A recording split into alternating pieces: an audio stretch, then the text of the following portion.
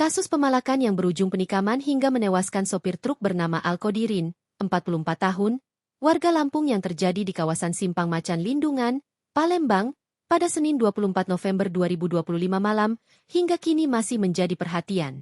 Menanggapi kasus tersebut, Ketua Komunitas Lampung Truck Community, LTC, Aden Kusuma Wijaya berharap semua pelaku penusukan terhadap Alkodirin di Simpang Macan Lindungan segera tertangkap.